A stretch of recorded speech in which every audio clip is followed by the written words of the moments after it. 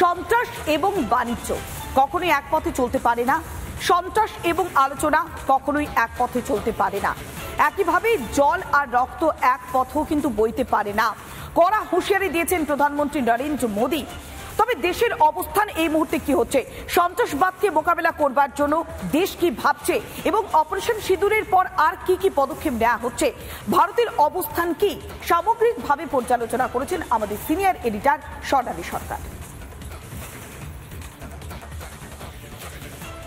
নতুন হয়ে গেছে, নিউ নরমাল নীতি সেট করে দিয়েছে নরেন্দ্র মোদী। তিনি কি বলছেন? তিনি খুব স্পেসিফিক্যালি বলছেন যে তিনটে জিনিস একসঙ্গে চলতে পারে না। সেই 47 সাল থেকে 2025 পর্যন্ত মাঝে মাঝে কথা বলতে ইচ্ছে করে দুই দেশের, গুরুত্বপূর্ণ আলোচনা হয়, টেবিলে টেবিলে কথা হয়, পিস টক পিস টক পিস টক, শান্তির বার্তা, শান্তির কথা, শান্তির গল্প, শান্তি নিয়ে আলোচনা। অতএব কি করে শান্তি ফেরানো যায়? শান্তি আসার আগে যুদ্ধ করে সেই অশান্তির শিকড়টাকে কেটে ফেলতে হয় দরকার পড়লে। অতএব টেরর আর টক অর্থাৎ সন্ত্রাস আর আলোচনা, আমি সন্ত্রাসও করব, আমি গুলিও চালাবো আর আলোচনার জন্য বসবো, এটা একসঙ্গে চলতে পারে না। এই প্রথম ভারতের কোন প্রধানমন্ত্রী বললেন টেরর এন্ড টক এক সাথ নেহি চল সকতে, অর্থাৎ সন্ত্রাস আর কথা একসঙ্গে চলতে পারে না।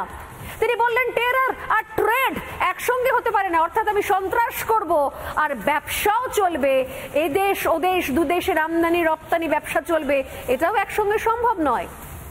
একটা চুজ করতে হবে, হয় আমি ভদ্রভাবে থাকবো, নিয়ন্ত্রণে থাকবো, সন্ত্রাসের রাস্তা থেকে সরে আসবো, তাহলে কথা চলতে পারে, ব্যবসা চলতে পারে, আর না হয় আমি সন্ত্রাস করব, তার জবাবটা এইভাবেই দেওয়া হবে অপারেশন সিঁদুরের মাধ্যমে। কিন্তু দুটো একসঙ্গে চলতে পারে না।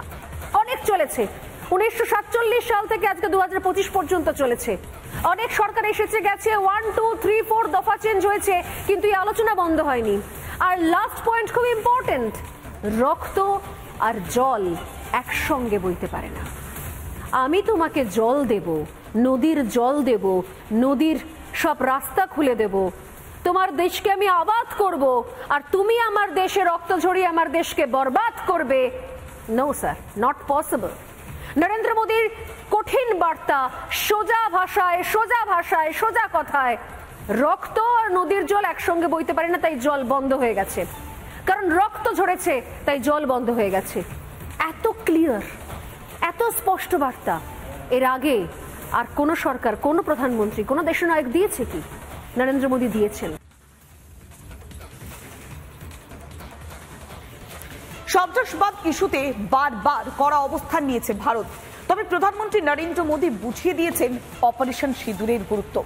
অপারেশন সিঁদুর কিন্তু এখানেই শেষ হয়ে যাচ্ছে না, এটা হচ্ছে একটা ন্যায় প্রতিজ্ঞার নাম দেওয়া হয়েছে।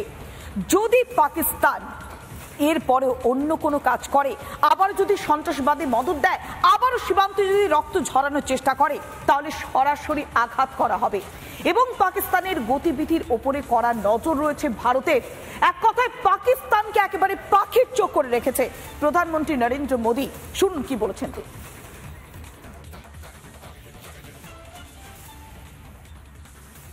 जब पाकिस्तान की तरफ से गुहार लगाई गई, पाकिस्तान की तरफ से जब ये कहा गया कि उसकी ओर से आगे कोई आतंकी गतिविधि और सैन्य दुस्साहस नहीं दिखाया जाएगा, तो भारत ने भी उस पर विचार किया।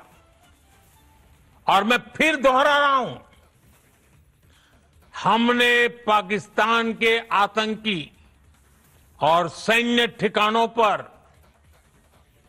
अपनी जवाबी कार्रवाई को अभी सिर्फ स्थगित किया है। आने वाले दिनों में हम पाकिस्तान के हर कदम को इस कसौटी पर मापेंगे कि वो क्या रवैया अपनाता है।